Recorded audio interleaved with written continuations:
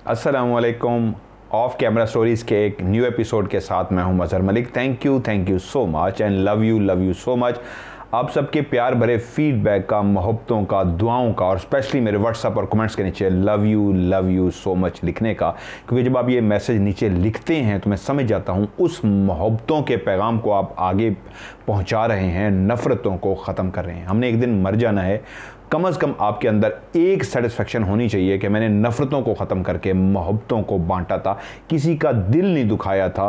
और अगर आप किसी का दिल नहीं दुखाते और वो शख्स आपको दुआ देता है तो यकीन मानिए वो जो ऊपर बैठा है ना, आपकी कमर के पीछे, आप वहाँ से चले गए थे और उसने जो दुआ दी थी, ऐसी दुआ को बहुत जल्दी कबूल करता है।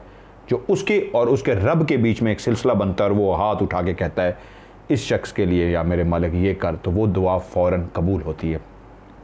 आज मैं व्हाट्सएप की जो स्टोरी सर्च कर रहा था, जो आज मैं आपको कहानी सुनाने जा रहा हूँ, तो ये स्टोरी सर्च करते करते बहुत मैं जिस तरह कहता हूँ प्रोग्राम में कि आप लफ्ज़ उर्दू में स्टोरी या इंग्लिश में स्टोरी मुझे लाजमी लिख दिया करें ताकि मुझे ढूंढने में आसानी होती है। तो बहुत सारी जब मैंने मैसेज खोले तो वहाँ पे लफ्ज़ स्टोरी लिखा था और जब मैंने ओपन किया तो उन्होंने आगे अपना मसला बयान किया हुआ था, जी मेरा ये मसला है और ये है, इसको हल कर दें, और नीचे स्टोरी लिख दिया।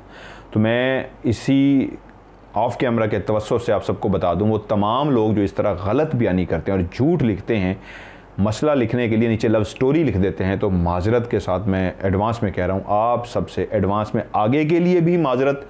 जो भी इस तरह गलत बयानी से काम करेगा मैं उसको रिप्लाई नहीं करता। 3-4 ऐसे मैसेज आज मैंने खोले जहाँ पे लव स्टोरी था लेकिन आगे स्टोरी नहीं, कोई और बात थी, तो उनमें से किसी को भी मैंने जवाब नहीं दिया, ना ही आगे जवाब दूंगा। मैं एडवांस में आपको सॉरी भी कर चुका हूँ। आज ही एक बंदे से बात हो रही थी, मैं आपको अगर कुछ सिखा रहा हूँ रूहानियत का और आपका मसला भी हल कर रहा हूँ तो कुछ शराइत है मेरी, वो यही है कि आपने झूठ नहीं बोलना। तो आप मेरे साथ ही झूठ बोल रहे हैं तो आप लोगों के साथ तो झूठ बोलते होंगे। एक साहब से आज जब मेरी फ़ोन पे बात हुई तो इमरजेंसी का उनका केस था, उनसे मैंने जब रब्ता किया तो उन्होंने एक बात की, उन्होंने मुझसे प्रॉमिस लिया कि आप इसको आज ऑफ कैमरा में भी शेयर करेंगे। तो उनके प्रॉमिस पे मैं शेयर करने जा रहा हूँ। वो कहते हैं मैं ज़िंदगी में आपकी हर बात पे अमल करता हूँ, जो भी आपने पैगाम दिया, मैसेज दिया या रूहानियत के हवाले से शराइत बताई नहीं, मैंने उस पर अमल की, लेकिन दुनिया जीने नहीं देती। मैं माफ़ कर देता हूँ। आप बार बार कहते हैं माफ़ करना सबसे बड़ा अल्लाह ताला के यहाँ पसंदीदा अमल है। मैं जितना माफ़ करता हूँ अगले मुझे और नुकसान पहुँचाते हैं, मैं जितना तकलीफ़ देता हूँ वो और नुकसान पहुँचाते हैं। और इस दफ़ा तो ये हुआ है कि मैंने एक YouTube का चैनल भी बनाया है, तो अभी से ही बहुत सारे लोग उससे जेलस हो गए और इस तरह की मुझे बातें कहते हैं कि मैं डिसहार्ट हो जाता हूं और मेरा दिल करता है मैं ये चैनल छोड़ दूं, मैं ये काम ना करूं। उनको जो मैंने बात कही तो वो इस पर इतना सेटिस्फाई हुआ कि मुझसे प्रॉमिस लिया कि आपने भी इसको लोगों तक भी इस मैसेज को पहुंचाना। मैंने कहा क्यों? उसने कहा शायद जिस तरह मैं छोड़ने के मूड में था, इस मैसेज के बाद फिर से एक हौसला बढ़ा है, तो बहुत सारे लोग जो डिसहार्ट हैं ज़िंदगी में, आपके इस मैसेज से शायद वो भी हौसला उनका बढ़ जाएगा। मैसेज क्या था? मैंने उनको एक बात पढ़ के सुनाई, वही मैं आपको भी सुना देता हूँ। जब आप कोई एक काम करते हैं, उनको जो मैंने समझाया कि आपने YouTube का चैनल बनाया और लोग आपको अभी से इस तरह की बातें कर रहे हैं कि आपका दिल दुखता है और आपका दिल करता है कि मैं ना ही करूं तो बेहतर है, तो उसकी रीज़न क्या है? उसकी रीज़न ये है, जो शख्स आपको नीचा दिखाना चाह रहा है वो तस्लीम कर रहा है, वो इकरार कर रहा है, वो कबूल कर रहा है आप उससे ऊंचे हैं, इसीलिए वो आपको नीचा दिखाना चाह रहा है। ये बहुत गहरी बात है। असल में जो आपको नीचा दिखाना चाह रहा है, कबूल कर चुका है कि आप उससे ऊंचे हैं, वो आपसे बहुत पीछे रह गया है, आपका मुकाबला नहीं कर रहा, तो आपको डिसहार्ट कर रहा है कि आप भी इस काम को छोड़ दें ताकि आप भी नीचे आ जाएं। पहला मकसद वो कबूल कर गया कि आप उससे ऊंचे हैं, दूसरा मकसद वो आपको गिराना चाह रहा है। तो इस बात के बाद उन्होंने कहा अगर ये बात है मैं उनसे ऊंचा हूं और उसको कबूल करें तो फिर तो मैं और भी करूंगा। तो आप सबके लिए भी ऐसा है। मैंने एक और मैसेज पढ़ के सुना है, मैं आपको भी सुनाता हूं। नाकाम लोगों की पहचान क्या होती है? ये बहुत अहम बातें हैं, मैं खुद इन पे ज़िंदगी में अमल करता हूं। आपको कोई कुछ भी कहे, जितना आपके बारे में कहे, आपने उसको कोई जवाब नहीं देना, आपने उसको माफ़ कर देना है। अपने आप को कभी नेक नहीं कहना, लोगों को दुआएं देनी है, लोगों में मोहब्बतें बांटनी हैं। और हज़रत अली का कौल है, जिसके सभी सब दोस्त हैं उसका कोई दुश्मन नहीं है, वो मुनाफिक शख्स है। आप जब भी हक और सच की बात करेंगे तो आपके दुश्मन बन जाएंगे और वो आपको नीचे गिराने की कोशिश करेंगे। नाकाम लोगों की पहचान क्या है? हर वक्त एतराज़ करते हैं, कभी कभी नहीं, हर वक्त एतराज़ करते हैं, हर मामले में खुद को हकदार समझते हैं कि मैं हक पे हूं, बाकी सब झूठ पे हैं। ये नाकाम लोगों की अलामतें हैं, मेरी नहीं है, ये बहुत बड़े लोगों की ये कही हुई बातें हैं। हर वक्त एतराज़ करते हैं, हर मामले में खुद को हकदार समझते हैं, उनको खुद समझ नहीं आता वो क्या चाहते हैं। तीसरी बात, चौथी बात, दूसरों के बारे में बातें करते रहते हैं, अपनी छोड़ के उनको दूसरों की ज़्यादा फिक्र होती है, दूसरों के बारे में ये यूं है, ये यूं है। अगली बात, अपनी नाकामियों का इल्ज़ाम दूसरों को देते हैं। बहुत अहम तरीन बात है, वो खुद नाकाम है तो उसकी रीज़न क्या है? दूसरे। अपनी कोई नाकामी नहीं, दूसरों की वजह से है। तब्दीली से डरते हैं, चाहे अंदर की या बाहर की। असल में उनको तब्दीली की ज़रूरत है, लेकिन वो खौफ में है ना अंदर ना बाहर, अपना तब्दील नहीं कर रहे, बल्कि यही कुछ किए जा रहे हैं। क्या? आगे सुनिए। अपनी सोच को मुकम्मल समझते हैं, यानी खुद को परफेक्ट समझते हैं। क्लियर होगी बात? बेमकसद जिंदगी गुजारते हैं और दूसरों से इल्म छुपाते हैं। आखिरी बात, समझते हैं उनको सब मालूम है, दूसरों की नाकामी पर खुश होते हैं। ये हैं नाकाम शख्स की अलामतें। आप अपने इर्द गिर्द लोगों को देखें जो आपको जेलस करते हैं, आपको डिसहार्ट करते हैं, आपको इस तरह की बातें करते हैं कि आप दिल छोड़ जाएं या ऐसे हो जाएं, तो वो तमाम लोग ये सब कुछ करेंगे। इसलिए मैं आपसे कहता होता हूं, कभी अपने आप को बहुत बड़ा तोप नहीं समझना, अपने आप को आजिज़ बनाना है, अल्लाह से डरना है। आपके बारे में कोई कुछ भी कहे उसको कहने दें। ये इसलिए कहता हूं कि कोई कुछ कहे तो ये क्यों आपको आज पढ़ के सुनाया कि लोग कहते रहेंगे, वो नाकाम शख्स हैं। और नाकाम शख्स को अगर आप जवाब देने बैठ जाएंगे तो यकीन रखिए आप भी फिर उलझ के रह जाएंगे। आपने उलझना नहीं है, आगे बढ़ना है, नीयत साफ रखनी है, मेहनत करनी है। जिल्लत और इज्जत उस रब के हाथ में है, आपने आगे बढ़ना है इंशाअल्लाह। हाँ, कुछ लोगों को वक्ती तौर पे इज्जत मिल जाती है, लेकिन वो फिर बड़े मुंह के बल गिरते होते हैं। नीयत साफ कीजिए, अल्लाह की मखलूक से प्यार कीजिए, हकूकुल इबाद पूरा कीजिए और आगे बढ़िए। अल्लाह ताला आपको लाजमी उस मकाम पे पहुंचा देंगे जिसके आप हकदार हैं। ऐसे लोगों से दूर रहिए। मेरे इस मैसेज के बाद वो भाई इतना खुश हुए कि मुझसे वादा लिया कि मैं आप लोगों तक भी पहुंचाऊं। और आज अगर मैंने उनको बताया मैंने आज रिकॉर्डिंग करनी है, तो उन्होंने कहा आज ही पहुंचाइए, क्योंकि नेक बात को जल्द अज जल्द फैलाना चाहिए। इल्म वाहिद चीज़ है जो बांटने से और बढ़ता है, कम नहीं होता। और मेरे पास जो कुछ भी इल्म है, चाहे वो रूहानियत का है, वज़ाइफ हैं, ये जो कुछ भी है, मैं ज़रूर आपके साथ शेयर भी करता हूँ। और अच्छी बात भी इसलिए शेयर करता हूँ कि आप भी आगे शेयर करें ताकि अल्लाह हम सब से राज़ी हो। आज की स्टोरी जिन्होंने मुझे भेजा उनका नाम है ज़रीना, ताल्लुक़ उनका सिंध से है। एक सच्ची कहानी है। मेरी आज तबीयत भी थोड़ा सा बोलने से मेरा लग रहा होगा मैं थोड़ा सा डाउन सा हूँ। मेरी तबीयत आज ठीक नहीं है, मैं कुछ दिनों से ढीला सा था, आज बुखार में हूँ। और बुखार होने के बावजूद मैंने कहा यार स्टोरी रिकॉर्ड कर लूँ, वरना आप लोग कहेंगे जी हमारी स्टोरी क्यों मिस हो गई। तो बस बीमारी में भी उठ के बैठा हूँ आपकी स्टोरी रिकॉर्ड करने के लिए। सो एक स्टोरी जो आज चूज़ की, एक सच्ची कहानी जो आज आपको सुनाने जा रहा हूँ, सो मेरे लिए दुआ कीजिएगा मैं जल्द से जल्द सेहतयाब हो जाऊँ। ज़रीना ने मुझे सिंध के एक छोटे से गाँव से एक कहानी भेजी। उन्होंने कहा सिंध सिर्फ बता दें, गाँव का नाम ना बताइएगा। वो कहते हैं मेरी शादी जिस घर में हुई और जिस घर में होने की बातें हो रही थीं, मैं तकरीबन 7वीं तक तालीम मैंने हासिल की थी। 7वीं पास नहीं कर सकी थी, 6ठी तक मेरी तालीम मुकम्मल थी, मैं आगे तालीम हासिल नहीं कर सकी। शक्ल सूरत से ना मैं बहुत ही ज़्यादा हसीन और जमील थी, ना ही बुरी शक्ल की मालिक थी। ऐसी अल्लाह ने शक्ल अदा की थी, जो भी देखता था तो कहता था माशाल्लाह बहुत अच्छी शक्ल है।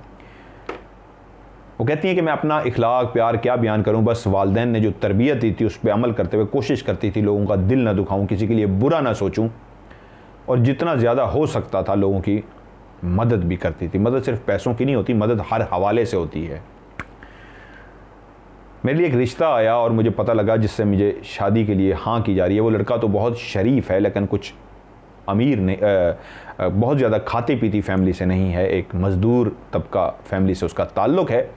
और वो मज़दूरी करता है और अपने माँ बाप का सहारा बनता है। माँ बाप हैं और उनका एक ही अकलौता बेटा है। उसके लिए मेरा रिश्ता आया। मेरे माँ बाप ने लड़के की सीरत देखी, कुछ मुलाकातें की और उसके बाद रिश्ता तय हो गया। मैं एक शहर की ज़िंदगी में रहने वाली लड़की थी। अब ब्याह के जिस घर में जाने लगी थी वो एक देहाती घर था, देहात का बना हुआ एक घर। पहली दफ़ा ही जब मैं उस घर में दुल्हन बनकर आई तो उस घर को मैंने पहली दफ़ा ही देखा। उससे पहले मैंने उसका घर भी नहीं देखा था। यहाँ तक कि लड़का एक दफ़ा ज़रूर मैंने छुप के देख लिया था। इससे ज़्यादा मुझे उसके बारे में कुछ भी मालूम नहीं था। अपनी रिवायात के हवाले से हमें पहले मिलने नहीं दिया जाता और देखने नहीं दिया जाता। जब मेरी शादी हुई और उस घर में मैं पहुंची, रात हो चुकी थी, लेकिन दरवाजे से दाखिल होते ही जैसे ही मैंने सहन में कदम रखा तो अंदाज़ा हो गया एक कच्चा सा सहन है जिसके अंदर मैं दाखिल हो रही हूँ, और छाँव किए हुए एक बहुत बड़ा दरख्त था बिल्कुल जो दरमियान में लगा हुआ था। बहुत बड़ा सहन था और आगे जाके 2 कमरे बने हुए थे। एक कमरा मेरे शौहर का था जो अब मेरा भी होने जा रहा था। साथ वाले कमरे में उसके माँ बाप रहते थे।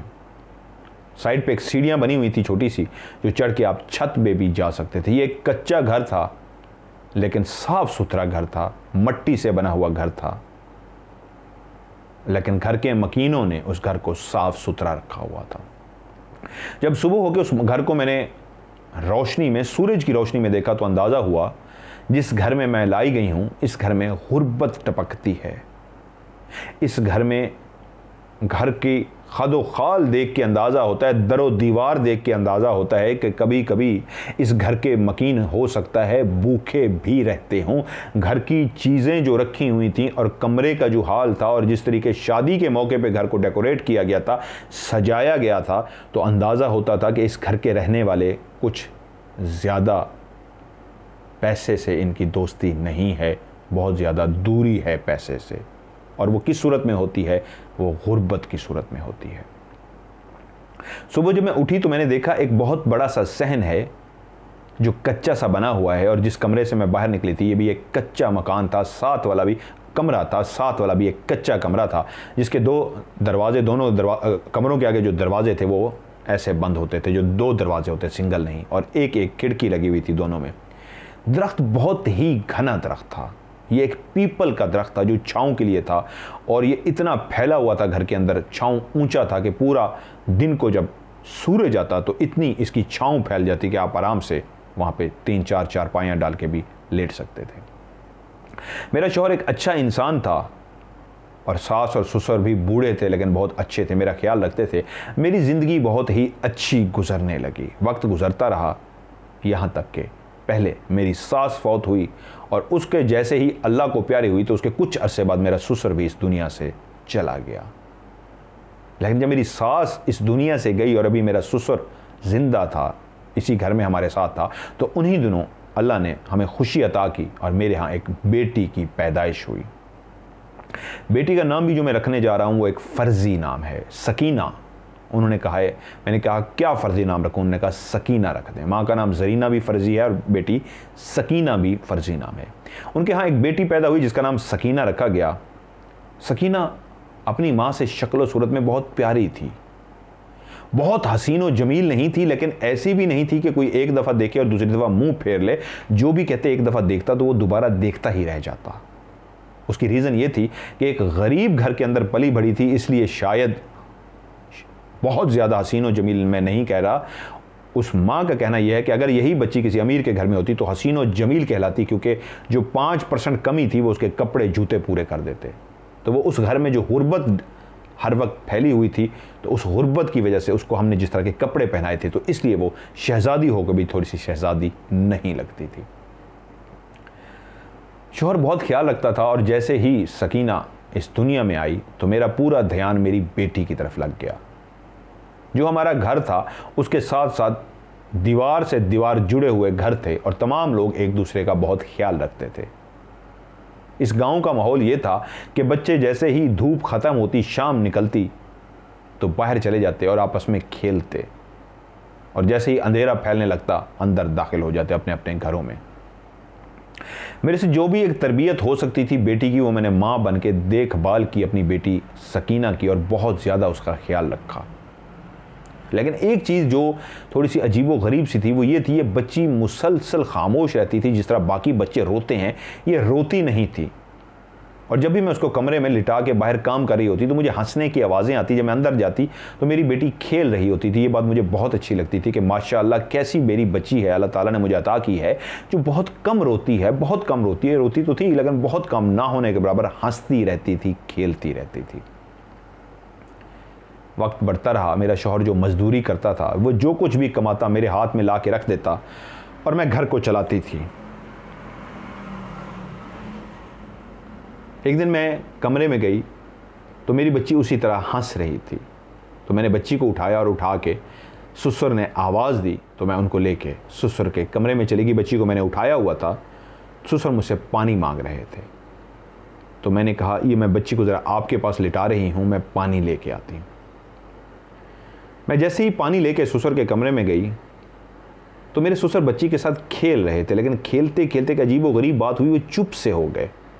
मेरी बच्ची को देखते रहे और उसके बाद मुझे देखना शुरू कर दिया। मुझे लगा ये क्या बात है, मुझे थोड़ा सा अजीब सा महसूस हुआ। मैंने उनका नाम लेके पूछा क्या हुआ है, तो मुझे कुछ तरह कहते हैं कुछ नहीं हुआ, बस इसका ख्याल रखा करो। तो मैं हैरान हूँ इस फ़िक्रे पे, ये काम सा फ़िक्रा था, लेकिन जिस अंदाज में उन्होंने मुझे देखा था और बच्ची को कुछ देर घूरते रहे थे और उसके बाद मुझे कहा इसका ख्याल रखा करो, मुझे समझ नहीं आई। मैंने काफ़ी पूछने की कोशिश की, उन्होंने कहा बस बच्चे जो होते हैं ना, इनको अकेला नहीं छोड़ना चाहिए, इनका ख्याल रखना चाहिए। बात आई गई हो गई, कुछ अरसे बाद मेरी बेटी आहिस्ता आहिस्ता बड़ी होने लगी, यहाँ तक कि आहिस्ता आहिस्ता उसने चलना शुरू कर दिया। और जब अपने पाँव पे चलना शुरू हो गई तो उस दिन मेरी खुशी की इंतहा नहीं थी। वक्त गुजरता रहा, चलते चलते वो इतनी बड़ी हो गई, 2-2.5 साल की, कि अब वो मुझसे इजाज़त मांगती कि मैं बाहर जाके खेल आऊँ। तोतली ज़बान में बोल तो नहीं सकती थी, लेकिन इस अंदाज में बात करती जो मुझे खुशी होती कि वो इशारा करती बाकी बच्चों की तरफ वो बाहर जाऊँ। तो वो 2.5-3 साल जैसे उसकी उम्र हुई तो वो बाहर जाके खेलती बच्चों के साथ। बाकी बच्चे भी उस गांव के खेलते होते, हम सब गांव वाले, अब मैं भी उस गांव की आदी हो चुकी थी, सारे प्यार करने वाले थे, एक दूसरे का बहुत ख्याल रखते थे, तो बच्चे भी आपस में खेलते रहते थे। एक दिन मेरी बच्ची खेलती हुई जब अंदर आई तो वो रो रही थी। मैंने पूछा क्या हुआ है, मैंने उसको चुप कराया तो मुझे उसने इस अंदाज में इशारों से समझाने की कोशिश की कि जिसने जैसे किसने उसको बाहर मारा है। मैंने पूछा उससे किसने मारा है, तो वो अपने मासूमाना बच्चे जिस तरह एक कहते हैं, जिस तरह किसने इशारा होता है, हाथ का इशारा करके यूँ कहती बाहर की तरफ कि उसने मारा है। तो मैंने कहा अच्छा, बच्ची थी, मैं अब समझ गई कि किसी बच्चे से कहा होगा, तो इतनी बच्ची को किसने अगर मारा भी था तो वो चोट लग गई होगी, कुछ हुआ। मैंने कोई ध्यान नहीं दिया, मैंने उसको चुप करा दिया और उसको अपने पास बुला लिया, इस तरह इन्वॉल्व कर लिया कि वो भूल गई और बच्ची रिलैक्स हो गई। ये भी एक नॉर्मल सा वाक़या था जो मैंने कभी इस तरह का 2-3 दफ़ा हुआ, जो कभी नोटिस नहीं लिया था। वक्त और बढ़ा, ज़िंदगी गाड़ी चल रही थी, शौहर सुबह जाते कमाने के लिए, रात को वापस आ जाते, और इन्हीं दोनों ससुर भी अल्लाह को प्यारे हो गए। वो बात भी मेरे दिमाग से निकल गई, एक आम सी बात थी जो उन्होंने कही थी। अब सिर्फ मैं होती थी, मेरी बेटी होती थी दिन सारा, और शाम को वो खेलने चली जाती और मैं काम काज में मसरूफ़ हो जाती। जिस वक्त बेटी खेलने के लिए जाती थी उस वक्त मैं हांडी और रोटी पकाना शुरू कर देती, क्योंकि मेरे शौहर जैसे ही घर पहुंचते थे तो मैं उनको फौरी तौर पे खाना देती, उनको भूख लगी होती थी। कई दफ़ा ऐसा हुआ बेटी रोती हुई, एक आम सी मामूली सी बात थी, वो रोती हुई घर में आती और मुझे समझाती किसी ने मारा है, और मैं चुप कर जाती। लेकिन एक दिन जब मेरी बेटी इसी तरह रोती हुई आई तो उसने मुझे इशारा किया, तो मुझे गुस्सा आया। मैंने कहा कौन है जो मेरी बेटी को इस तरह मारता है। मैं फौरी उसका हाथ पकड़ा और उसको लेके चली गई, दरवाज़ा खोला और बाहर उसको देखा कि कौन बच्चा है जो मेरी बेटी को मार रहा है।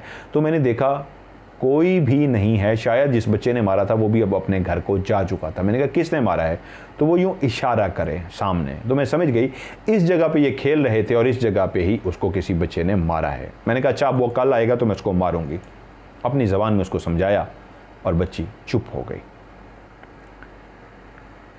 कुछ अरसे के बाद फिर इस तरह हुआ, वो थोड़ा थोड़ा बोलना भी शुरू हो गई कि जब उसको किसी ने मारा और वो रोते हुए आई तो आके उसने मेरा बाजू पकड़ा और मुझे खींच के उसी तरह बाहर लेके गई जिस तरह मैं उसको लेके गई थी बाहर के। बताओ कौन है जिसने मारा, मैं उसको डांटती हूँ।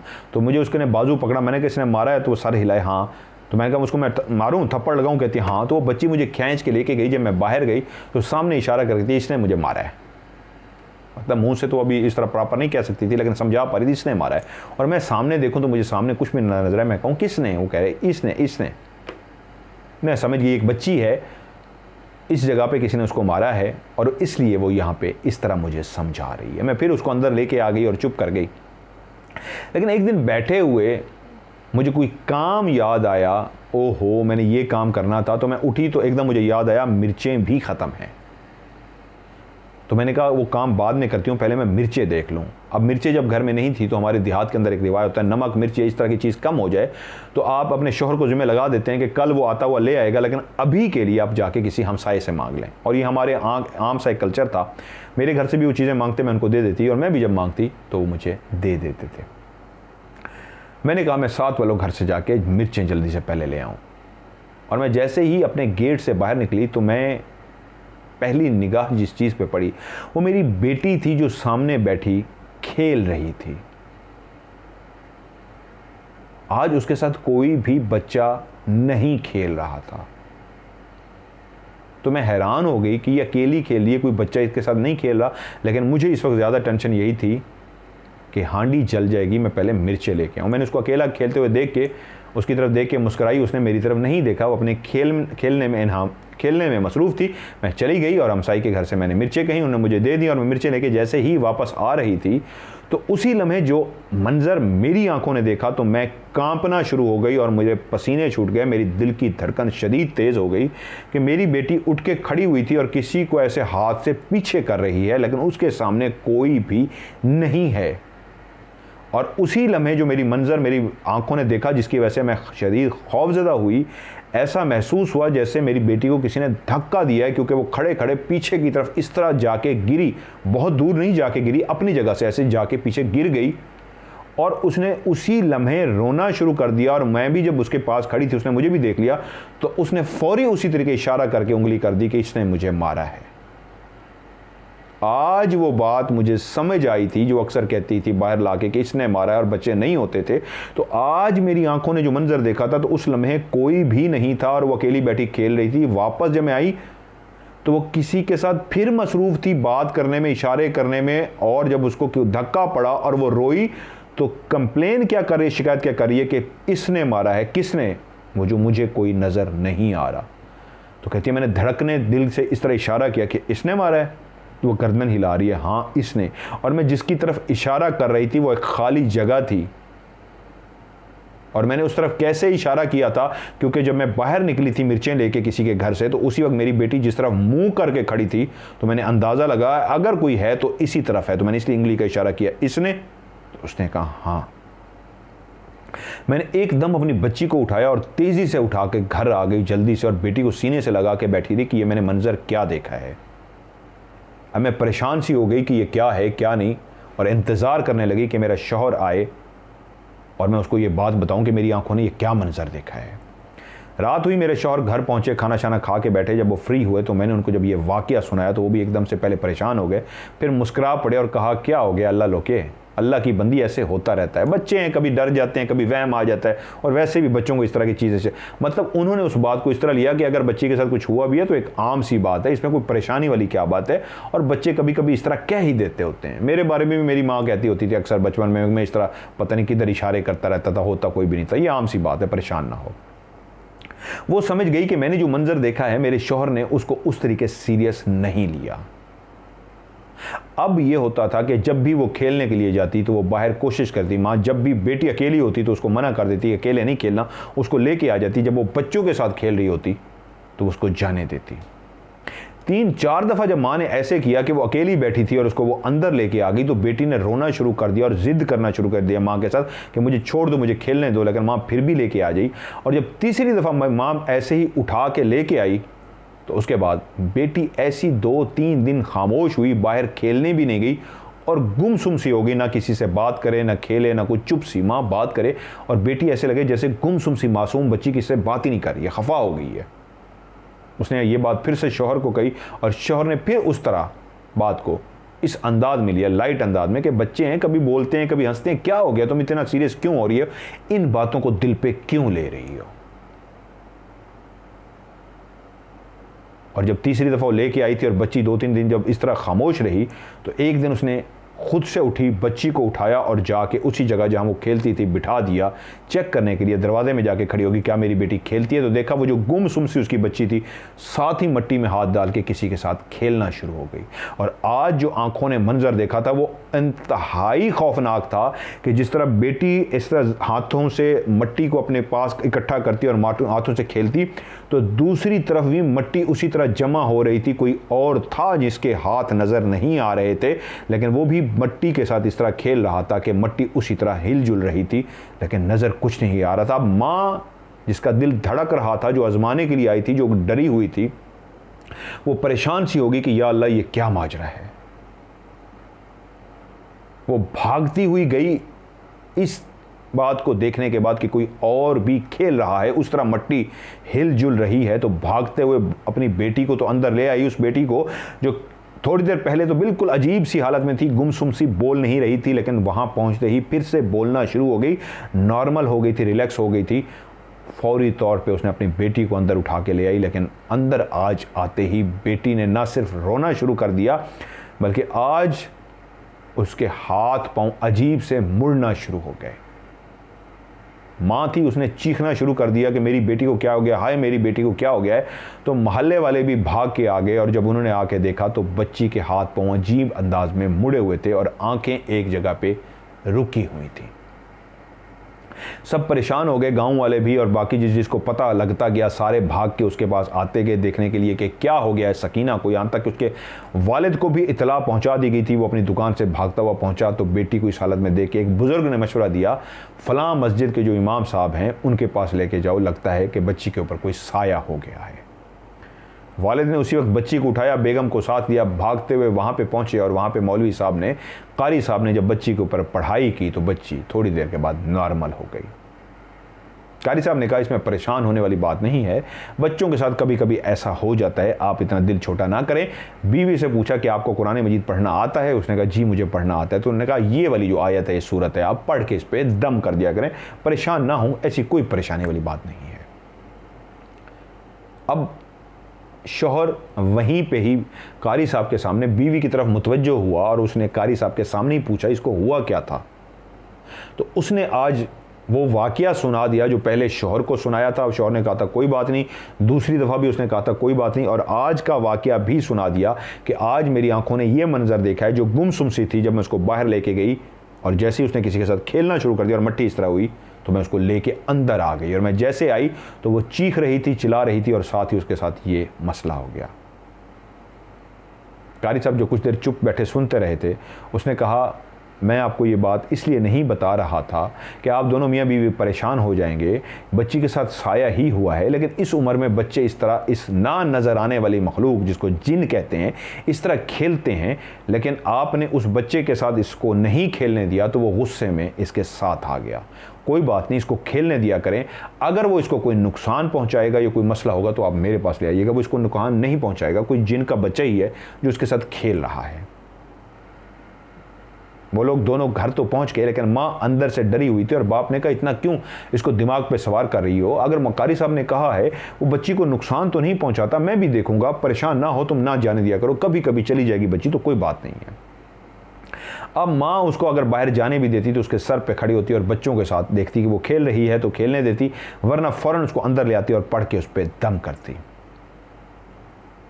लेकिन कुछ दिनों के बाद माँ ने नोट किया, बाप तो काम पे होता था, कि अब बेटी बाहर नहीं जाती थी, बल्कि माँ जब मसरूफ़ होती थी, हांडी रोटी करती थी, तो अंदर कमरे में जाके किसी से बातें करती थी, और माँ को क्लियर बातें सुनने की आवाज़ आती थी। जब माँ अंदर जाकर देखती, दरवाज़ा खोलती, तो वो चारपाई पे बैठी होती थी और खेल रही होती थी, बातें कर रही होती थी। ज़रीना का कहना यह है कि मतलब साहब ये वाक़यात इस तरह होते रहे, मैं कुछ नहीं कर सकती थी सिवाय उसके कि मैं अपनी बेटी पे पढ़ती और पढ़ के दम कर देती, और मैं अपनी आंखों से देखती रही मेरी बेटी किसी से खेलती है, यहाँ तक कि मेरी बेटी आहिस्ता आहिस्ता बड़ी होती गई। जिस तरह कारी साहब ने कहा था, उसको कोई नुकसान तो नहीं हुआ था, उसने कोई फिज़िकली नुकसान नहीं दिया था, सिवाय इसके वो जो भी था या थी वो सारा दिन नहीं, किसी वक्त शाम के लम्हे में उसके साथ बैठ के पहले खेलती थी, और जब बातें करने वाली हो गई, बड़ी होती गई, तो अब वो बैठ के बातें भी करती थी, यहाँ तक कि मुझे हंसने की भी आवाज़ आती, शरारत की भी आवाज़ आती। वक्त तेज़ी के साथ बढ़ता रहा और मेरी बेटी आहिस्ता आहिस्ता जवान होती गई। जब वो समझ बूझ वाली होती गई, 12-14 साल उसकी उम्र हुई, तो मैं उससे अक्सर पूछती तुम किससे बातें करती हो, तो वो हंस के कहती मैं तो किससे बात नहीं करती। मैं कहती मुझे बताओ, मैं तुम्हारी माँ हूँ, और वो मुझसे भी छुपा जाती। मैं बहुत परेशान थी कि मेरी बेटी की शादी भी होनी है, और अगर किसी को भी पता लग गया कि इस बच्ची के साथ कोई जिन है, बातें करता है, तो मेरी बेटी का तो कहीं रिश्ता भी नहीं हो सकेगा, इसको कोई कबूल ही नहीं करेगा। मैं या अल्लाह मैं क्या करूं। एक दिन मगरिब का टाइम हुआ था, मेरी बेटी नीचे आ जाती थी, अगर कहीं छत पे होती थी या कमरे में खेली होती तो नीचे आ जाती थी। आज उसकी उम्र 15-16 साल हो चुकी थी, और मैंने देखा आज अंधेरा हो गया और अभी तक नहीं आ रही। मैं उसको आवाज़ें दे रही थी और वो मेरी आवाज़ें देने पे भी नीचे नहीं आई, तो मैं गुस्से में ऊपर गई, इसको बुला के लाऊं, क्या हो गया, नीचे नहीं आ रही, क्योंकि मैं अब आदी हो चुकी थी, शौहर भी आदी था कि अगर वो घंटा 2 घंटे बैठ के बातें करती है तो ये बात बाहर निकालेंगे तो बच्ची के रिश्ते के लिए मसला होगा, कोई नुकसान तो नहीं पहुँचा रहा, क्या है, इसकी शादी हो जाएगी, अपने घर वाली हो जाएगी, फिर ये मसला भी ख़त्म हो जाएगा। और जब माँ गुस्से में उसको बुलाने के लिए ऊपर गई तो आज देख के हैरान रहेगी कि बेटी चारपाई के इर्द गिर्द भाग रही थी, और इस अंदाज में भाग रही थी जैसे उसके साथ कोई खेल रहा हो, उसको पकड़ने की पीछे कोशिश कर रहा हो। भागते भागते कहीं वो इस साइड पे भाग जाती है और किससे बचने के लिए कभी इधर भाग जाती है और कभी इधर भाग जाती। तो माँ ये मंजर देख के डर गई और अपनी बेटी को आवाज़ जब दी, सकीना, गुस्से में आवाज़ दी, सकीना अपनी जगह पर रुक गई। और दूसरी तरफ जिसके साथ शरारतें कर रही थी, भागती फिरी थी, उसकी तरफ देख के माँ की तरफ कहा, हाँ माँ। उसने कहा, किसके साथ तुम भाग रही हो, किसके साथ खेल रही हो? माँ, इसके साथ।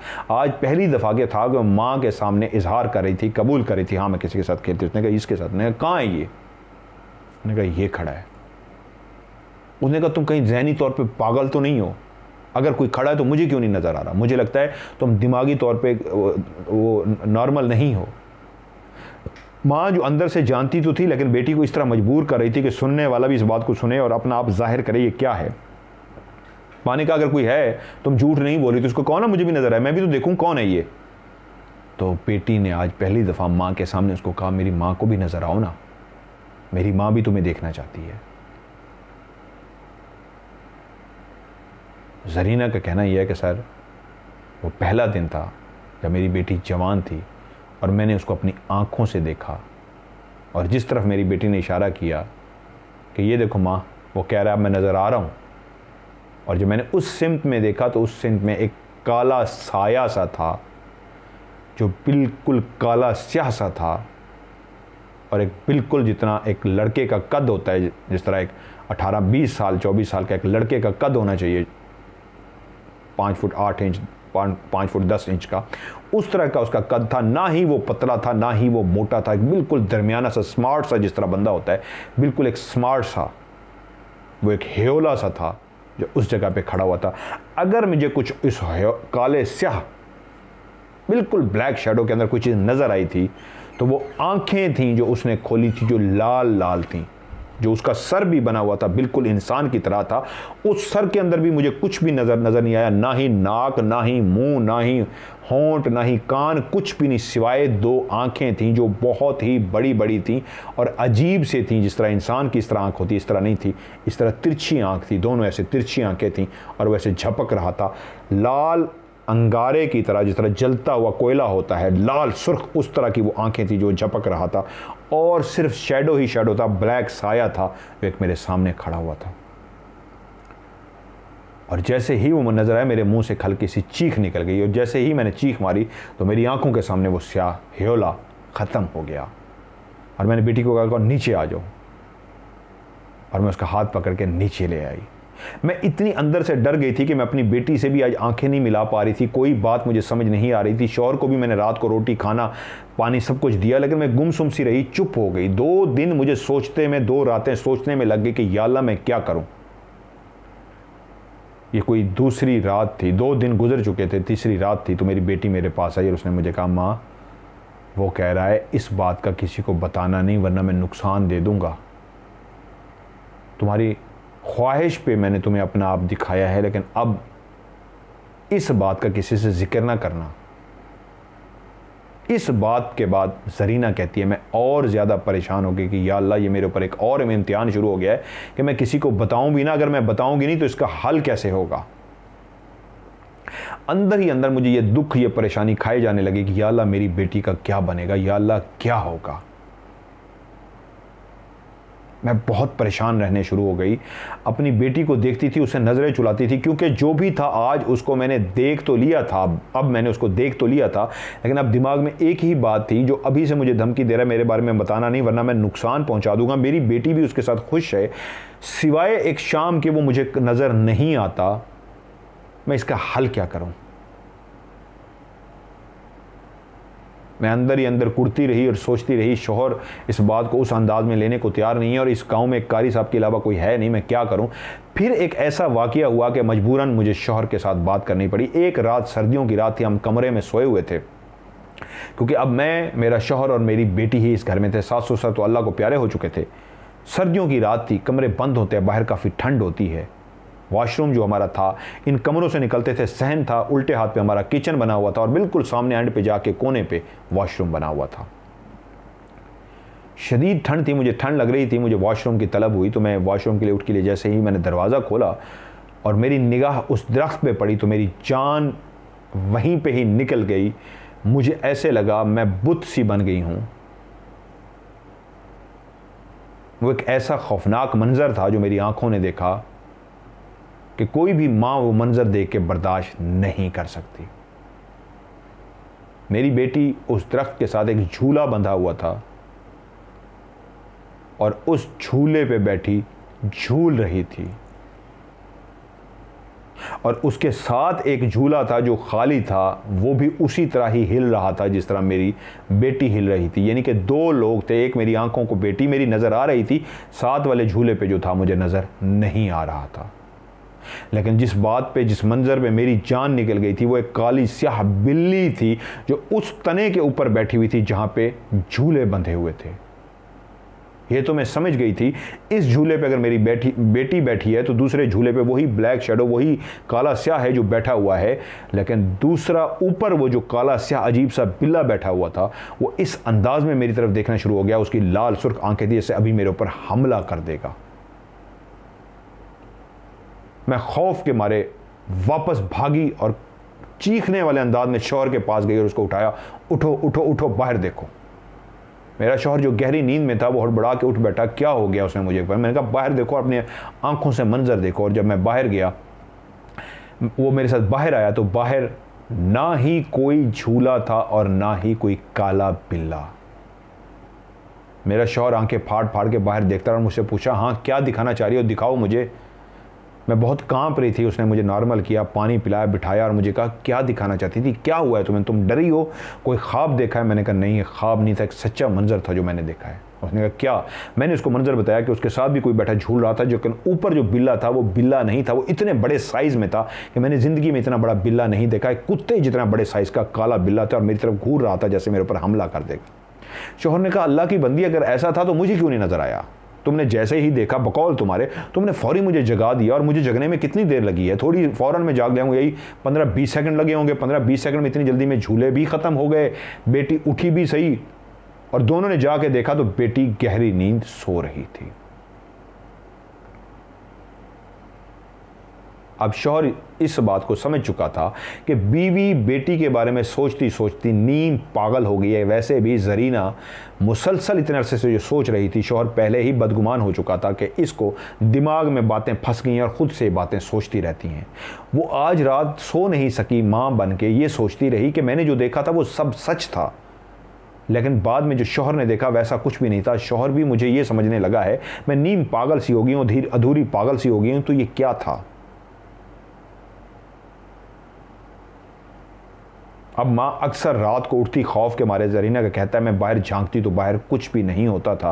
लेकिन एक शाम फिर मैंने हिम्मत की और आहिस्ता आहिस्ता आहिस्ता आहिस्ता चलती हुई ऊपर सीढ़ियों से छत पे पहुंच गई जहाँ पे मेरी बेटी पहले बैठी बातें कर रही थी। लेकिन जैसे ही मैं पहुंची, मैंने अपने पाँव की आवाज़ भी पैदा नहीं की थी, बहुत ही दबे पाँव चलती हुई गई थी, जैसे वाकई मेरा वहम है, मैं नींद पागल हो गई हूँ, मैं ख्वाब देख रही हूँ, ये क्या है? या वो भी वाकया कोई वहम था, वाकई मैं सोच सोच कर कुछ ऐसी हो गई हूँ। क्योंकि शौहर उसको ऐसे कहता था तू बचपन से इस बात को अपने दिमाग पर सवार कर बैठी है, तू पागल सी हो गई है। तो कहती मैं अपने बात को सच साबित करने के लिए कि मैं पागल सी हो गई हूँ या ये बात सच है, आहिस्ता आहिस्ता दबे कदमों चलती हुई जब ऊपर छत पे पहुंची तो मेरी बेटी, जिसकी बोलने की हंसने की मुझे आवाज़ आ रही थी, वो उस वक्त ना सिर्फ खामोश हो गई बल्कि फ़ौरन ही उसने मुड़ के मेरी तरफ देखा और मुझे कहा माँ आ जाओ। और मैं इस बात पे हैरान हो गई कि मैं तो दबे कदमों गई थी, उसको पता भी नहीं लगा, उसकी कमर मेरी तरफ थी। लेकिन जैसे ही मैं ऊपर पहुंची तो उसने फ़ौरन मेरी तरफ मुड़ के भी देखा और मुझे बुला लिया। तो मैं वहीं पे रुक गई और बोली मुंह से कुछ भी नहीं। उसने कहा माँ ये कह रहा है तुम्हारी माँ है इसलिए मैंने इसको छोड़ दिया है, तुमने बताकर अच्छा नहीं किया। आखिरी दफ़ा कह रहा हूँ, अब किसी को भी ना बताना, मैं इसको कोई नुकसान नहीं पहुँचाऊँगा। हम बहुत अच्छे दोस्त हैं, ये मेरी बहुत अच्छी दोस्त है, हम सिर्फ खेलते हैं और मेरा इससे कोई मतलब नहीं है। मैं इससे बातें करता हूँ, खेलता हूँ और चला जाता हूँ। माँ इसने मुझे कभी नुकसान नहीं पहुंचाया, ये सिर्फ शाम के टाइम आता है, मुझसे बातें करता है, हम लोग बैठते हैं, खेलते हैं और चला जाता है, ये मेरा बहुत अच्छा दोस्त है। माँ प्लीज़, बेटी आज रिक्वेस्ट कर रही थी, ये बात किसी को ना बताना वरना वाकई नुकसान पहुंचा देगा। मैंने इससे बहुत ज़्यादा रिक्वेस्ट की थी जिसकी वजह से इसने नुकसान नहीं पहुंचाया था। वो जो उस दिन आपने रात को देखा था, हाँ माँ वो सच था। माँ के दिल में एक सवाल था कि तूने फिर मेरे साथ ड्रामा किया था जो तू बाद में जाके सो गई थी। तो सवाल जो उसके दिल में आया तो बेटी को पता लग गया और उसने कहा माँ वो कह रहा है कि जो आप सोच रही हो ना कि मैंने ड्रामा किया था और जाके सोच गई थी, मैं सोई नहीं थी। इसने मुझे इस तरह गहरी नींद सुला लिया था कि जब आप कमरे में आए थे मैं वाकई गहरी नींद सो रही थी, इसने मुझे सुला दिया था। माँ चुप करके बाहर वापस आ गई। अब माँ डर चुकी थी कि बेटी जिसके साथ झूला झूल रही थी वो कोई ख्वाब नहीं था, एक सच्चा वाकया था। वो जिसने पहले शैडो देखा था वो उसका वहम ख्वाब नहीं था, वो भी सच था। यहाँ तक कि आज भी दबे कदमों जिस तरह वो अपनी बात की तस्दीक करने के लिए ऊपर गई थी, तो आज भी बेटी को फ़ौरन पता लग गया था। उसने बता दिया था बेटी को तुम्हारी माँ आई है, वरना बेटी अकेली होती उसको पता नहीं लग सकता था। कुछ दिन वो अंदर ही अंदर सोचती रही और उसके बाद उसने अपने शौहर से कहा बेटी जवान होगी, हमने इसकी शादी करनी है, इसको एक दफ़ा कारी साहब के पास लेके जाओ। शौहर हैरान हुआ, इसको कारी साहब के पास लेके क्या जाने की ज़रूरत है, कोई वाकया नहीं हुआ, कोई बात नहीं हुई, तुम्हारे दिल में क्या धड़कन लग गई है, तुम्हारे दिल में ऐसा क्या हो गया, क्यों लेके जाना चाह रही हो, क्यों अपनी बेटी को बदनाम करने के चक्कर में पड़ी हो कि लोगों में बात मशहूर हो जाए हमारी बेटी के साथ कोई जिन है, तुम इस तरह की बातें कर रही हो। लेकिन वो बज़िद थी कि मुझे अपनी बेटी को कारी साहब के पास लेके जाना है। अगली ही शाम को बेटी ने आगे माँ को पैगाम दिया कि माँ आज उसने पैगाम दिया है कि इस दफ़ा अगर तुम्हारी माँ ने हरकत की तो तुम्हें इसका ऐसा खुमियाजा भुगतना पड़ेगा कि तुम ज़िंदगी भर याद रखोगी। माँ के अंदर ममता ऐसी जाग चुकी थी, माँ भी फैसला कर चुकी थी चाहे कुछ भी हो मैं अपनी बेटी को लेके जाऊंगी। माँ ने कोई रद्द अमल नहीं दिया, माँ ने कोई जवाब नहीं दिया और बेटी ये कह के वापस चलेगी कि वो कह रहा है अगर तुम इस दफ़ा गए तो ऐसा खुमियाजा भुगतोगे कि सारी ज़िंदगी तुम पछताओगे। बेटी कह के चली गई और माँ जो आगे डट के बैठी थी कि मैंने अब ये करना ही करना है, उसने अगले दिन उठते ही अपने शौहर से कहा तुमने काम पे नहीं जाना, आज हमने बेटी को लेके ही जाना है। शौहर ने बहुत समझाने की कोशिश की और बीवी की ज़िद के आगे देख के उसको ये समझना पड़ा, मजबूर हो गया कि बीवी नीम पागल सी हो गया, चलो एक दफ़ा ले जाता हूँ, कम से कम इसका दिमाग भी नॉर्मल हो जाएगा। जो मेरी इतना ख्याल रखती थी, प्यार करती थी, केयर करती थी, अब हर वक्त बुझी बुझी सी है, कम से कम बेटी का नहीं इसी का ही कारी साहब से इलाज करवा लूँगा, मौलवी साहब से, कि इसको ही चेक करें, चलें बेटी को चेक करें, अब इसको तो चेक करें इसके साथ क्या मसला है, ये पागल सी क्यों हो रही है। बेटी, बाप और माँ तीनों चल पड़े और जब कारी साहब के पास गए तो उन्होंने कहा वो दूसरे गांव गए हुए हैं, आप इंतज़ार कीजिए शाम तक आ जाएंगे। अब वो इतना फासला तय करके गए थे, वहीं पे रुक गए और इंतज़ार करते रहे। जब शाम को कारी साहब आए और उनको सारी बात बताई गई तो कारी साहब मुखातिब हुए ज़रीना की तरफ, मेरी बहन आप बताइए क्या देखा आपने बेटी के साथ, ये क्या हुआ जिसकी वजह से आप मेरे साथ आई हैं। उसने कहा आपको तो अल्लाह ने आंखें दी हैं, आप तो देख सकते हैं, आप खुद से पता कर लीजिए कि मैं आपको बताऊं, मैं इसको इसलिए लेके आई हूं, मेरी बेटी अकेली नहीं है, कोई है जिसको मैं अपनी आंखों से देख चुकी हूं और एक दफ़ा नहीं 3 दफ़ा देख चुकी हूं, वो जिस रूप में था उस रूप में भी देख चुकी हूं। आप पढ़ाई कीजिए और देखिए क्या इसके साथ वो है। कारी साहब ने कहा ठीक है, मेरा जितना इल्म है आपके कहने पे मैं उतना कर सकता हूं, लेकिन मशवरा ये दूंगा मेरी पहुंच इतना ज़्यादा नहीं है, मेरे पास इतना ज़्यादा ताकत या इल्म नहीं है, मैं उसको हाज़िर करा के उससे सवाल जवाब तो पूछ सकता हूं, लेकिन अगर आप मुझे ये कहेंगे कि मैं उसको निकाल दूं और चला जाऊं तो उसके लिए मैं कोशिश भरपूर करूंगा, लेकिन अभी मैं इस लेवल पे नहीं पहुंचा कि उसको निकाल सकूं। माँ ने कहा आप उसको लाजमी हाज़िर कीजिए, मैं उससे बात करूँगी। बाप भी बजीद हो गया कि ये कैसी हमें बेटी को लेके जाना, कारी साहब कोई आपने नहीं पढ़ना। माँ बजीद थी कि आज उसको हाजिर करवाएं, बाप बजीद था कि नहीं बेटी को रहने दो, ले चलते हैं, कोई ऐसी बात नहीं है। और जब माँ जीत गई और कारी साहब ने बैठ के पढ़ाई की तो अभी पढ़ना शुरू ही किया था कि बेटी के अंदर ना सिर्फ हाजिरी हो गई, हाथ पाँव उसके अंदर मुड़ गए। तो आज पहली दफ़ा उस बेटी के अंदर से वो मर्द, वो लड़का जो उसके साथ अटैच था, वो खुद ही बोल पड़ा और आवाज़ इतनी क्लियर थी कि बेटी लहजा भी अगर बदलती, ड्रामा भी करती तो इस तरह की आवाज़ पैदा नहीं कर सकती थी। ये क्लियर एक मर्द की आवाज़ थी। बेटी का जिस तरह का गला था या जिस तरह की आवाज़ थी, वो जितनी कोशिश कर लेती ऐसी आवाज़ पैदा नहीं कर सकती थी। वो वाकई एक क्लियर एक मर्द की, एक लड़के की आवाज़ थी जो मुखातिब था। उसने कहा तुम्हें पढ़ने की ज़रूरत भी नहीं है कारी, पूछो क्या पूछना चाहते हो। और कारी साहब डर भी गए क्योंकि अभी तो उन्होंने पढ़ना शुरू ही नहीं किया था और हाजिरी हो गई थी। तो उसने कहा कौन हो तुम? उसने कहा मैं इसका बहुत अच्छा दोस्त हूं। तो माँ ने फ़ौरन मुखातिब होकर कहा तो मेरी बेटी का पीछा छोड़ दो। तो उसने कहा मैं आपकी बेटी को कोई भी नुकसान पहुंचाना नहीं चाहता था, लेकिन मैंने आपको पहली भी वार्निंग दी, दूसरी दफ़ा भी आपकी बेटी ने मुझे कहा तो मैंने आपको छोड़ दिया, मैंने आपको नुकसान नहीं पहुंचाया। इस बात को किसी को आपने बताना नहीं है। मैं आपको क्या क्या फ़ायदे देता इसके बदले में, क्या क्या आपकी कुछ मैं आपको दे के जाता, आप सोच भी नहीं सकते। लेकिन इस शर्त पे मैंने आपको कहा भी था कि आपने किसी को बताना नहीं, लेकिन आपने ये राज लीक करके और यहाँ पे इसको ला के ये सबूत दे दिया है कि आप बाज नहीं आएंगे, तो अब आपको इसका खुमियाजा भी भुगतना पड़ेगा। माँ ने कहा तुम जो कुछ कर सकते हो कर लो, लेकिन अब मैं तुम्हें अपनी बेटी के साथ नहीं रहने दूंगी। कारी साहब मुझे बताइए मुझे क्या पढ़ना होगा? मुझे दिन रात भी पढ़ना पड़ा, कुछ भी करना पड़ा, मैं इसको अपनी बेटी के साथ नहीं रहने दूंगी। तो जो कारी साहब पहले ही सारी सूरत हाल देख के काफ़ी परेशान से बैठे हुए थे, तो उन्होंने कहा आप ये सूरत और ये आयत जितना ज़्यादा हो सके तिलावत कर लिया करें।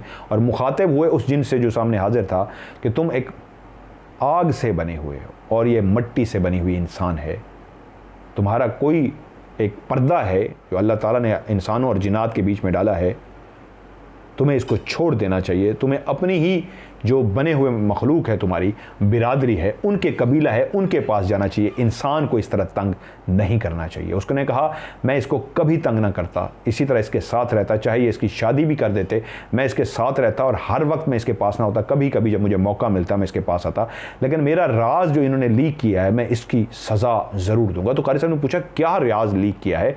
माँ को पता है, बाप को पता है, या फिर मुझे पता है? उसने कहा नहीं, हमारी भी कुछ शराइतें और कुछ असूल होते हैं, हमारी भी कुछ रिवायात होती हैं। इस औरत से पूछो क्या इसने फ़लाँ औरत को नहीं बताया, क्या इसने फ़लाँ औरत से मशवरा नहीं किया, क्या इसने फ़लाँ औरत को नहीं बताया? तो शौहर ने जब माँ की तरफ देखा तो माँ ने सर नीचे झुका लिया, जिस तरह कबूल करना था कि हाँ वो 3-4 औरतों को बता चुकी है। वो इतनी परेशान हो गई थी, जब औरतें उससे मिलती हैं, उनके घर जाती तो उससे पूछती सरीना तुम इतनी उदास परेशान क्यों हो, तो वो दिल का हाल उनको दे देती, इस शर्त पे कि इसको बाहर मत निकालना, मेरी बेटी की शादी नहीं हो सकी। तो वो धाड़ा कि उन औरतों ने ये बात आगे भी फैला दी है और मैंने तुम्हें सख्ती से मना किया था ये ना करना, तुम कर बैठी हो, यहाँ तक कि तुमने ये कदम भी ले लिया है, अब इसका तुम्हें खुमियाजा भुगतना पड़ेगा। और उसके बाद लड़की बेहोश हुई सकीना और गिर गई। कारी साहब ने पढ़ाई की, उस पर पानी वगैरह डाला तो कुछ देर के बाद होश में आ गई और माँ से पूछा मुझे क्या हुआ। समझ गए कारी साहब भी, माँ बाप भी, कि बेटी को नहीं पता उसके साथ क्या गुजरा है, क्या वाक़या हुआ है। कारी साहब ने कहा ये मैं आपको पढ़ने के लिए बताता हूँ, मैं कोशिश करूँगा अगर आप लोग मेरे पास आ जाते हैं 1-2 दिन तक तो मैं आपको लेके, मेरे जो उस्ताद हैं वो फ़लाँ गाँव में होते हैं, उनके पास चलते हैं, वो इसका हल कर सकते हैं। तो माँ ने कहा आज यहाँ रात हम यहीं पे रुक जाते हैं, कल ही हम यहाँ से चलेंगे। तो बाप ने कहा नहीं, आज हम अपने घर जाएंगे, कल नहीं परसों हमने जाना है, परसों से कोई फ़र्क नहीं पड़ता, तुम इसके ऊपर तिलावत कर लेना, तुम्हारे ऊपर कोई खौफ है, मैं भी घर रहूँगा, उसके बाद हम परसों चले जाएंगे, लेकिन कल आज नहीं। तो माँ ने पूछा आज क्यों नहीं? उसने कहा इसलिए कि आज मेरे ज़िम्मे कुछ इस तरह के काम हैं जो मैंने ना किए, तो मेरे जो एक काम है, कारोबार है, उसमें बहुत ज़्यादा, आज तो मैंने छुट्टी कर ली, कल मुझे सिर्फ इतना मौका दे दो, मैं हाज़िरी लगवा के वापस आ जाऊँगा। तो बीवी इस शर्त पर मानी ठीक है, अब क्योंकि वो अकेला अपनी बीवी और बेटी को वहाँ पे नहीं छोड़ना चाह रहा था। उसने कहा ठीक है घर चलते हैं, सुबह मैं सिर्फ दुकान पे जाऊँगा, जैसे ही वहाँ से मेरा काम मुकम्मल हो जाएगा मैं आप दोनों को लेके कारी साहब के पास आ जाऊँगा। कारी साहब ने भी कहा हाँ ये ठीक अमल होगा, क्योंकि कारी साहब भी इस मस्जिद में तो नहीं रहते थे, उनका घर था जो साइड पर बना हुआ था। तो उन्होंने कहा यहाँ पर आज रात को अकेला रहना अच्छी बात नहीं है, आप लोग अपने घर चले जाएँ। बेटी को उन्होंने साथ लिया। ज़रीना जो एक माँ भी थी, आज बहुत ज़्यादा अंदर से डरी हुई थी, घबराई हुई थी, उसको वो लहजा, वो फ़िक्रा याद आ रहा था जो बेटी ने कहा था कि इसका बहुत बुरा खुमियाजा भुगतना पड़ेगा। वो रात सारी जागती रही और उठ उठ के बेटी के कमरे में देखती रही। वही बेटी जो उस मस्जिद से वापस आते ही सारा रास्ता खामोश रही थी, कोई भी उसने बात नहीं की थी, सिवाय होश में आते ही जो उसने पूछा था माँ मैं कहाँ हूँ, ये क्या हो रहा है, उस वक्त तक जब तक उसको समझ नहीं आई थी। उसके बाद वो खामोश सी हो गई थी। वो रात को उठ उठ के बेटी को देखती, कमरे में बेटी खामोशी से अपने कमरे में चारपाई पे सो रही थी। जब वो सुबह उठे हैं तो माँ का कहना यह है कि मेरे लिए वो सुबह नहीं थी, वो एक क़यामत थी, क़यामत। और मेरी बेटी जो रात को सोई रही थी, जो गहरी नींद में थी, तो मुझे इतनी भी अकल नहीं आई कि मैं उसके करीब जाके उसको देख ही आऊँ। मैं दरवाज़ा खोलती और उसको सोया हुआ देखती तो वापस आ जाती। सुबह वो जब बेटी को जगाने के लिए गई तो वो आज जागी नहीं थी। जब वो जाग जाती थी, आज वो फिर भी सो रही थी। और जब वो बेटी के पास गई है तो ये देख के उसका दिल धक से रह गया है। वहीं खड़े खड़े उसको चक्कर आए हैं, चीख मार के गिर पड़ी है। शोहर जो उठ चुका था और जाने की तैयारियों में था कि नाश्ता वाश्ता करके मैं दुकान पे जाता हूँ, काम करके वापस आता हूँ तो वहीं पे चलते हैं, वो भी उस चीख पे भागता हुआ आया। तो ये देख के परेशान हो गया कि बीवी ज़मीन पे बेहोश पड़ी हुई है। उसने बीवी को जगाने की कोशिश की और बीवी को जब बेहोश पाया तो हैरान हुआ किस बात पे बीवी बेहोश हुई है। तो बेटी की तरफ मुतवज्जो हुआ तो ये देख के उसकी भी आंखों के आगे अंधेरा सा छा गया कि बेटी अल्लाह को प्यारी हो चुकी थी। उसने बेटी को हिला के देखा तो पता लगा उसके अंदर कोई भी जिंदगी के आसार नहीं हैं। कोई सांस जो जिंदगी और मौत के बीच में एक डोरी बंधी होती है, सांस की डोरी, जब तक ये डोरी चलती रहती है जिंदगी भी चलती रहती है। जैसे ही ये सांस की डोरी टूटती है तो इंसान मौत की नींद, मौत की आगोश में चला जाता है।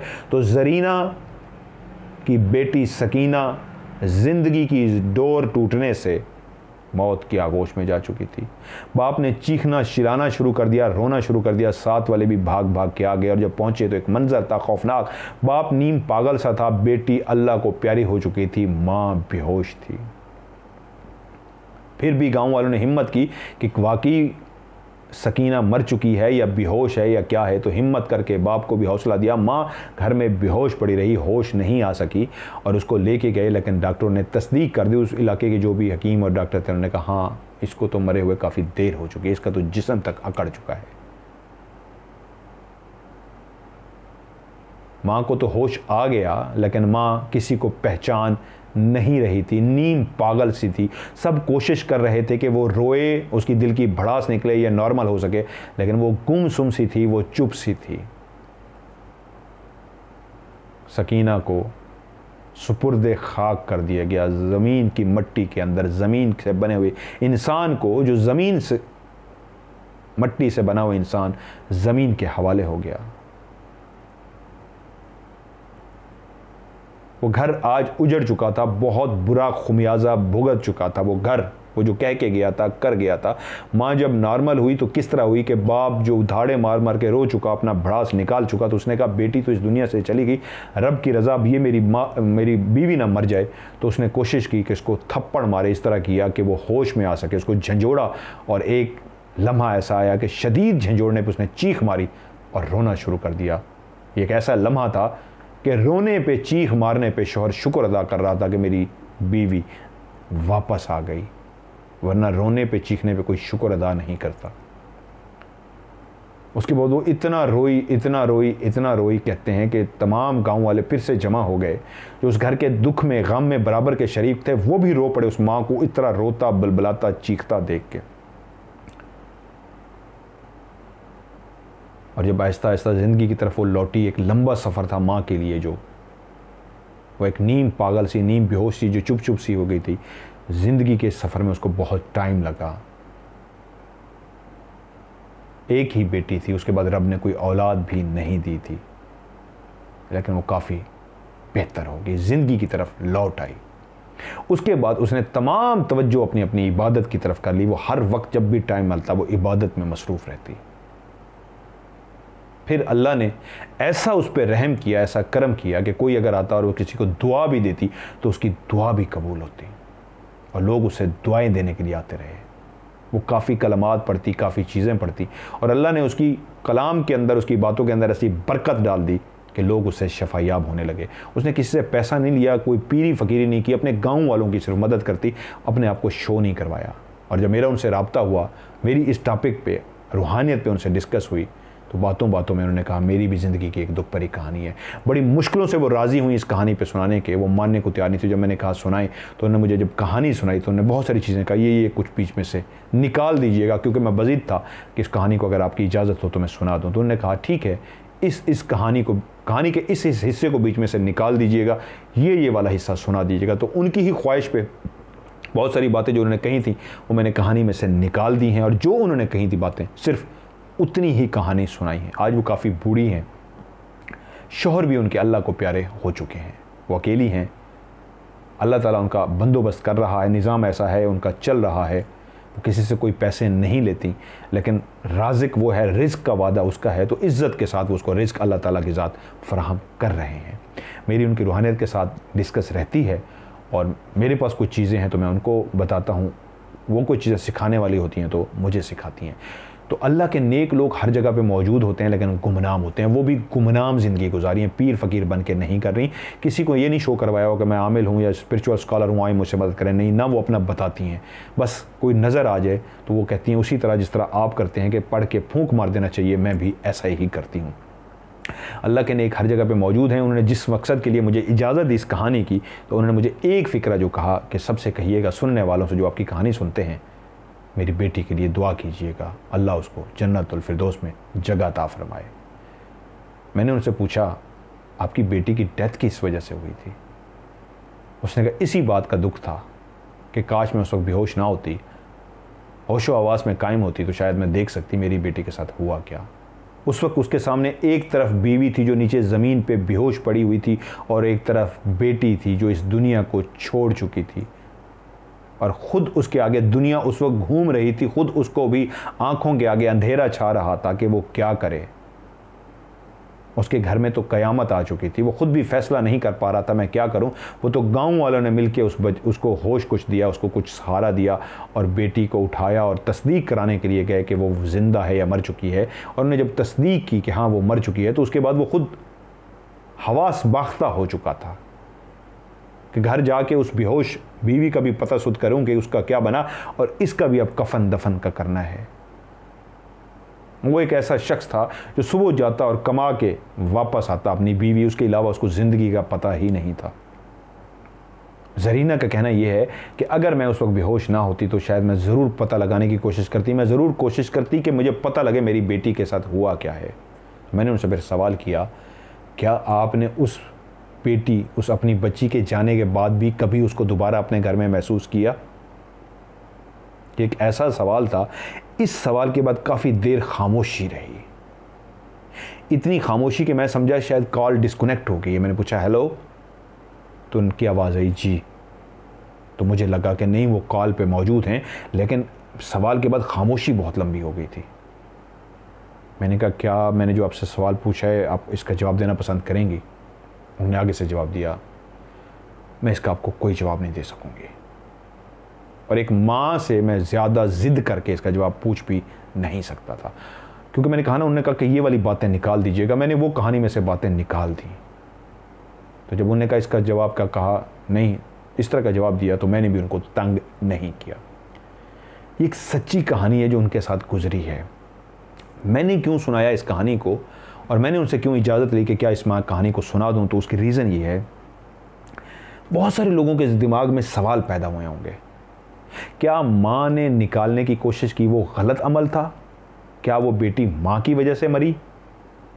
या सवाल ये है उस जिनज़ादे ने गलत किया, किसका कसूर है? असल में आप लोग इस स्टोरी को सुनने के बाद जो सवाल पैदा होगा, जिसके लिए मैंने स्टोरी सुनाई, उसका जवाब दे दूं कि सवाल ये पैदा हुआ उस जिनज़ादे का कसूर है जिसने मारा, या माँ का कसूर है? इसका सिंपल जवाब है, जिन्नात आग से बने हुए हैं।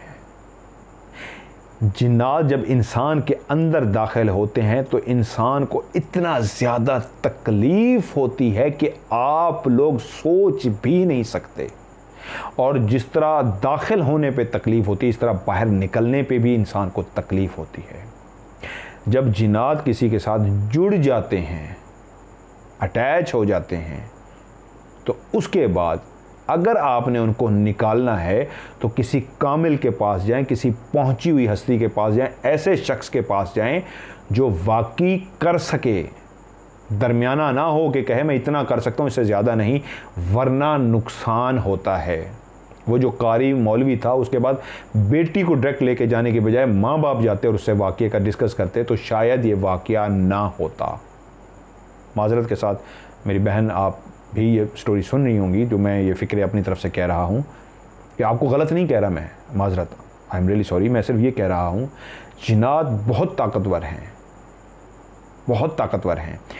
जब भी इस तरह वाक़या हो और वो आपको कहें कि हम इसका खुमियाजा आपको भुगतना पड़ेगा, तो ऐसे के पास जाएं जो वाकई पहुंचा हुआ हो और कर सके। नहीं तो खुद अपने अंदर इतनी ताकत पैदा करें कि आप उसका मुकाबला करें। अगर माँ वहाँ पे खुद डट जाती तो उसकी ज़रूरत नहीं थी वो ये काम कर सकता। जब रात को माँ उस कमरे में जा रही थी तो माँ उस कमरे में ना जाती, रात को अपनी बेटी के साथ ही गुजारती, अपनी बेटी के साथ ही बैठती, यहाँ तक कि सोती भी अपनी बेटी के साथ। रात के किस पहर क्या काम हुआ माँ नहीं जानती। अगर माँ उस वक्त बेटी के पास होती, उस कमरे में होती, तो शायद ये ना होता। दूसरी बात, ये वो राज हैं जिनके बीच में अल्लाह ताला ने पर्दा डाला हुआ है। कोई भी जिन ज़्यादा इंसान के साथ ना ही रह सकता है, उलमा ने इस पे पाबंदी लगाई है, ना ही वो उसके साथ शादी कर सकता है, इस पे भी पाबंदी है। लेकिन जिन्नात जब इस तरह पसंद कर लेते हैं तो उसके बाद जब उनके दिल में ये होता है कि ये लड़की जिसको मैं पसंद करता हूँ अगर किसी और की बीवी बनेगी तो जिस्मानी तौर पे किसी और के पास चली जाएगी, ये सुन के वो फिर बर्दाश्त नहीं करते। उनके अंदर भी एहसासात उसी तरह ही होते हैं जिस तरह इंसानों के अंदर जज्बात और एहसासात होते हैं। उस जिन ने क्योंकि खुद कहा था कि मेरा एक मकसद है, जब तक वो पूरा नहीं होता इसकी शादी ना करें, फिर मैं खुद आपको कह दूंगा इसकी शादी कर दें। माँ एक माँ थी, वो खुद से बहुत ज़्यादा परेशान थी अपनी बेटी के लिए, उसको खुद समझ नहीं आया। और सबसे बड़ी बात, वो एक छोटे से देहात में रहती थी। अगर किसी बड़े शहर में होती और वहाँ पे किसी एक इंतहाई आमिल के पास, एक अच्छा जो इल्म रखने वाला उसके पास पहुँच जाती, तो शायद ये वाक़या ना होता। मैंने जिस जवाब देने के लिए आपको ये कहा है वो सिर्फ इतना कहा है, जब भी किसी के साथ ऐसा मसला हो, जब जिन्नात की अटैचमेंट हो जाए और आपको नज़र भी आ जाए, ड्रामेबाजी नहीं, फेक नहीं या इस तरह का नहीं, नज़र भी आ जाए, उस वक्त आज की स्टोरी का जो मकसद है जज्बाती नहीं होना। मैंने जो उससे पहले भी अपने पेश किए हैं, मैं उस पर ये नहीं कहूँगा कि 100% ठीक है, मैं खुद कह रहा हूँ, हो सकता है मैं गलत हूँ, लेकिन जज्बाती नहीं होना ये 100% ठीक है।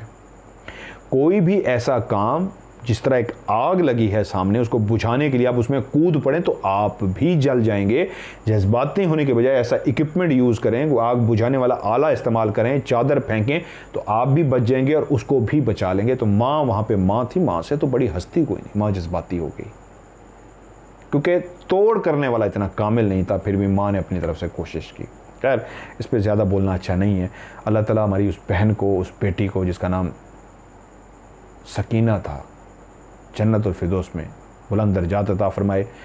माँ जिसको अल्लाह ताला सब्र अता कर भी चुका है, हिम्मत अता कर भी चुका है, जिसने अपनी ज़िंदगी इंसानियत की खिदमत के लिए वक्फ़ कर रखी है, अल्लाह ताला उसको अजर दे, अल्लाह ताला उनको ढेर सारी खुशियाँ दे और उनकी जो भी दिल की मुरादें हैं वो पूरी करें, जो भी उनकी नेक तमन्नाएँ हैं, नेक ख्वाहिशात हैं, अल्लाह ताला पूरी करे। आमीन सुम आमीन। बहुत सी कहानियाँ ऐसी होती हैं जो सुनाते हुए मैं भी उलझ जाता हूँ, बहुत सा अजीब सा हो जाता हूँ। आज आप लोगों ने नोट किया होगा मैं बीमार भी हूँ, बुखार भी है, लेकिन इस कहानी को सुनाते हुए मैं खुद भी अजीब सा हो गया था। ये बहुत अजीब सी कहानी है क्योंकि उन्होंने जिस तरह मुझे अंदाज में सुनाई है, अल्लाह अकबर, मैं खुद बहुत ज़्यादा, वो तो रो पड़ी थी, मैं खुद रोने वाला हो गया था। अल्लाह अकबर। बहरहाल